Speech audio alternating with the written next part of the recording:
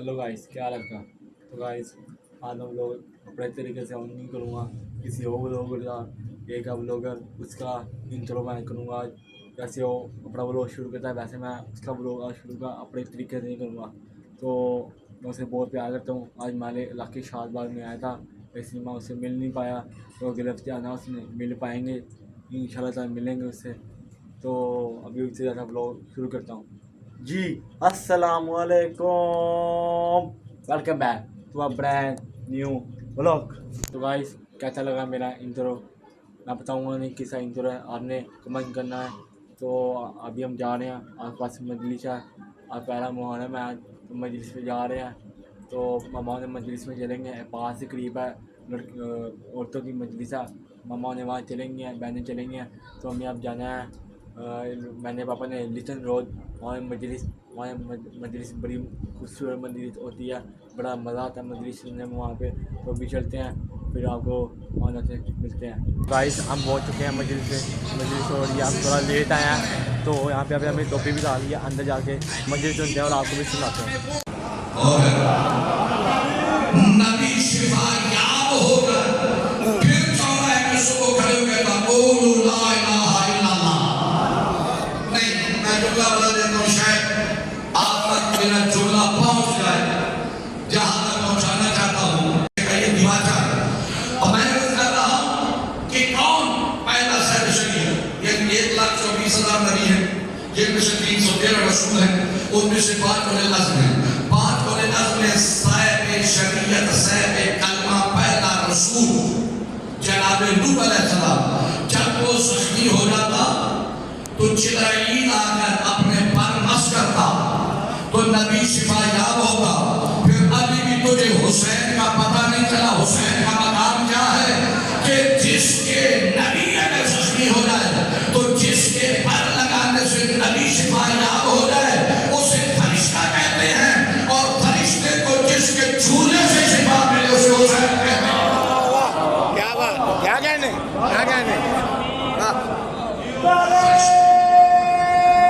अशीरा पे आए तो फिर विलायत, दावत रसूल अशीरा से चल के गदीर पे आए तो फिर विलायत, गदीर से चल के करबला में आए तो फिर विलायत। और जो है ना, ये एक तसलसल है निज़ाम विलायत का। इसी वजह से अल्लाह फरमा रहा है, एक अल्लाह वली, एक रसूल वली, एक अली वली, और है नहीं। लेकिन मैं कह रहा हूं कि बेसर से चलकर जब करबला तक आए तो ये आज अगर अल्लाह की विलायत का जिक्र है तो वो भी करबला की वजह से, जो है या नहीं।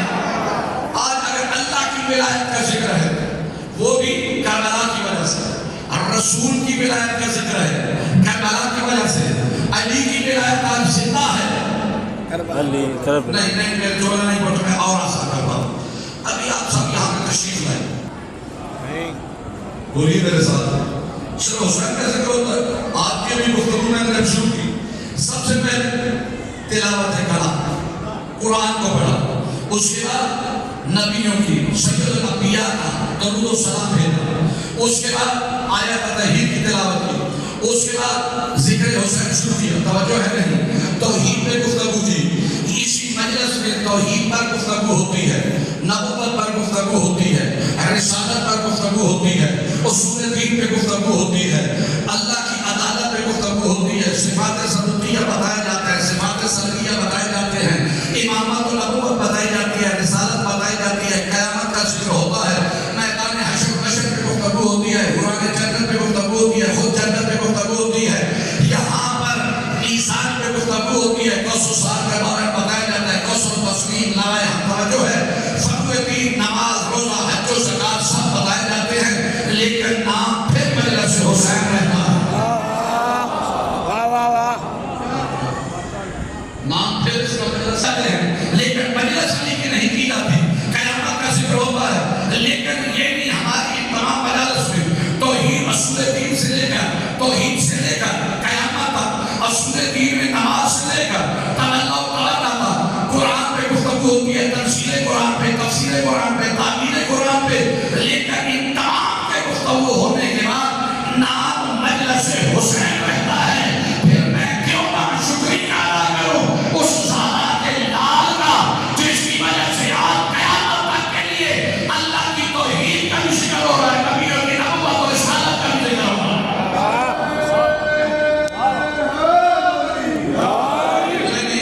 وقت رزق نہیں بولے کہ پتہ ہی نہیں کا نام لینا باعث سوال کا مل کر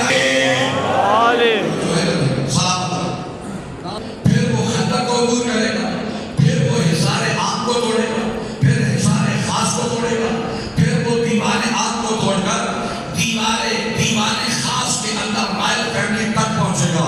اور میرے تمام اہل اسلام دوستوں میرا متوجہ ہے، آج کی مجلس کا جملہ کہہ رہا ہوں، خالق کائنات میں جو اسلام کا قلعہ ہے، اسلام کے قلعے کے عین سینٹر میں توحید کی شمع روشن کی، جو ہے نہیں توحید کی شمع روشن کی، جہاں پہ لا الہ الا اللہ ہے، اس کے بعد پار میں علی اور ولی اللہ کا حصار ہے، اس کے باہر یا حسین کی توجہ ہے، حصار ہے، یا حسین کے حصار کے بعد عزاداران حسینی کے آنکھوں سے جاری ہونے والے آنسوں کی خندق ہے۔ ارے 1400 سال گزرنے کے باوجود ابھی تک تو دشمن عزاداران حسینی کے آنسوں کی خندق کو عبور نہیں کر سکا۔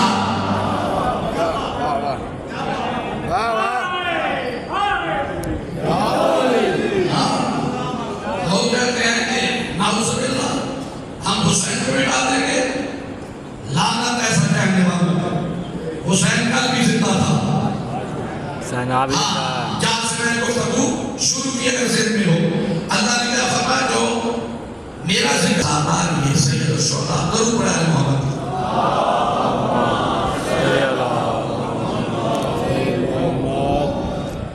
عزاداری سید الشہداء اس ذریعہ سے جیسے محرم کا چاند طلوع ہوتا ہے، امام حسین کی ایک اوپن یونیورسٹی کھول جاتی ہے۔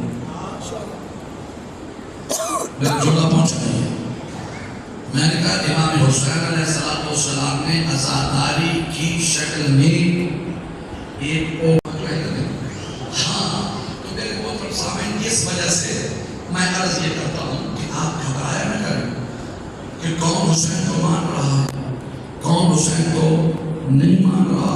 اب میں جملہ بڑا آہستہ کہوں گا، نہ چیخنے کی ضرورت، نہ چلانے کی ضرورت، نہ زور لگانے کی ضرورت، جملہ آہستہ، لیکن رد عمل آپ سے آہستہ نہیں جاؤں گا۔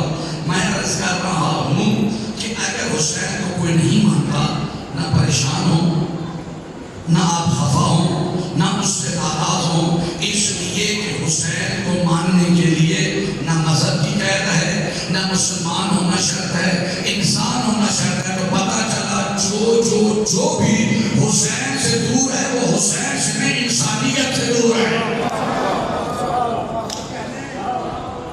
جو بھی حسین سے دور ہے، محرم ہر عزادہ ہر مہمان ہے، صف عزا پہ آتی ہے وقت کے امام اور حسین کی ماں کو بوسہ دینے کے لیے۔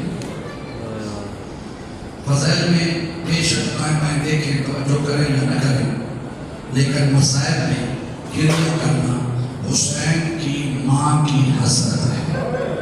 اجرکم الزہرا روایت کے جملے ہیں، ایک مشترک عالم دین ارشاد فرما رہے تھے، اکثر لوگ ہم جیسے ایسے ہیں کہ کسی کا اگر گھر ہوتا چھوٹا تو گھر میں اگر وہ صف عزا بچھا لے، بعض مومنین خفا ہوتے ہیں، باتیں بناتے ہیں، یا اس کو کیا ہو گیا، بارگاہ جو قریب اتنی بڑی ہے، وہ حق پہ جاتا ہے یہ مجلس کروا لیتا، کیا ضرورت ہے اس چھوٹے سے گھر میں؟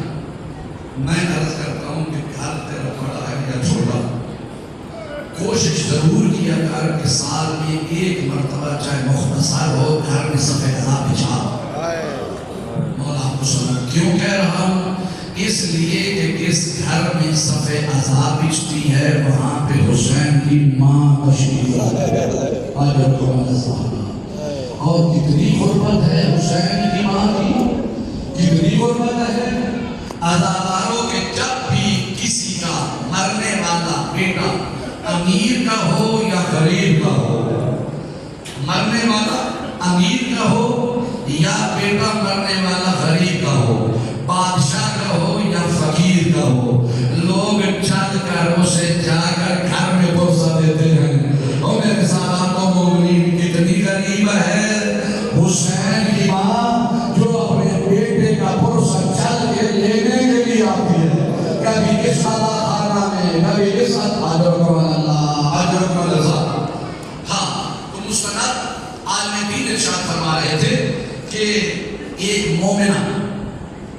جو کہ اپنے گھر خواب میں ایک ضعیفہ آئی، اس ضعیفہ نے آ کر کہا مومنہ وہ حسین کی عزادار، تو اپنے گھر میں ہمیشہ حسین کی صف عزادیں چاہتی تھی، عشر محرم کرتی تھی، ہم بھی یہاں پر آتے تھے، اس سال تو نے جہاں پہ صف عزادیں بچھائی۔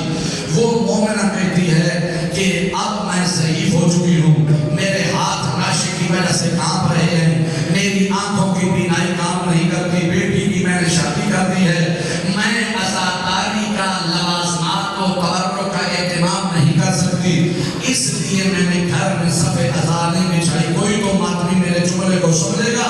وہ مستور کہتی ہے اگر تیرے گھر میں عزاداری کے پروگرام اور کام کرنے کا اہتمام ہو جائے تو مجلس کروائے گی؟ مجلس گھر میں کروائے گی؟ ایک صف عزادیں چھاتی رہی، ختم ہونے کے بعد دریاں دور ہوتی تھی، دریاں ان کو طے کر کے سامان کو لپیٹ کر کور دے کر جاتی رہی۔ جب 9 محرم کی مجلس ختم ہوئی تو اس مزدور مومنہ کے ذہن میں آیا کہ یہ 9 دن آئی ہے، میں نے پوچھا ہی نہیں تو کون ہے؟ یہ قریب ہوئی یا اس ضعیفہ نے کہا مومنہ 9 دن میں نے اہتمام کیا ہے، لیکن ناراض نہ ہونا، کل میں تیری مجلس پہ یہاں نہیں آ سکوں گی۔ کب کیوں نہیں آئے گی؟ کہا کل میں جاؤں گی کربلا، عزادار کربلا کا نام آنا تھا۔ یہ مومنہ کہتی ہے 9 دن تو آئی، میں پوچھ نہیں سکی، اس کا اجر تو تجھے یا حسین دے گا، یا حسین کی بہن زینب دے گی، یا حسین کی ماں زہرا دے گی، مجھے بتا تو کل کیوں نہیں آئے گی؟ کون ہے؟ کہاں پہچان، میں حسین کی ماں زہرا ہوں، کل میں کربلا، اجر کو ہے زہرا، اجر کو ہے زہرا، کل میں کربلا ہوں، بس یہ حسرت ہے حسین کی ماں کی۔ آخری جملہ کل نصیب سے تھا مجھے، آپ لوگوں نے یہ چاند اپنے گھروں میں دیکھا ہوگا، کوئی تو سمجھے گا نا، کوئی بھائی جو بہن والا بیٹھا ہے اور کوئی ماں جو اولاد والی بیٹھی ہے۔ آپ نے یہ چاند محرم کا اپنے اپنے گھروں میں دیکھا، علی کی بیٹیوں نے جنگلوں میں دیکھا۔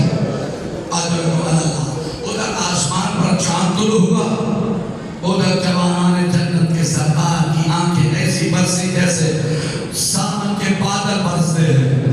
بہن نے قریب آ کے کہا کہ مر جائیے، بہن کیوں رو رہا ہے؟ کہا وہ چاند طلوع ہو گیا جس کا نانا اور ماں زہرا نے وعدہ کیا تھا۔ اجرکم اللہ، اجرکم اللہ۔ میری آخری ماں وادی خراسان، جب سادات کے گھروں سے رونے کی آواز آتی ہمیں پتہ چل جاتا محرم کا چاند طلوع ہو گیا ہے۔ ابن شعیب کہتا ہے ایک سال میں امام کی خدمت میں تھا، ادھر اچانک محرم کا چاند طلوع ہوا، 8ویں تاجدار ولایت نے رونا شروع کیا، کہا امام خود بھی روئے، ہمیں بھی رونے کا حکم فرمایا، ہم نے بھی گریہ کیا۔ یکم سے لے کر 10 تک میرا 8واں امام مسلسل ہوتا رہا۔ ابن شعیب کہتا ہے لیکن جب 10 محرم عصر عاشور ہوئی، امام کا امامہ خود کر گلے میں آ گیا، امام کے پیغامے کے پیٹ کھل گئے، میرے امام نے چیخ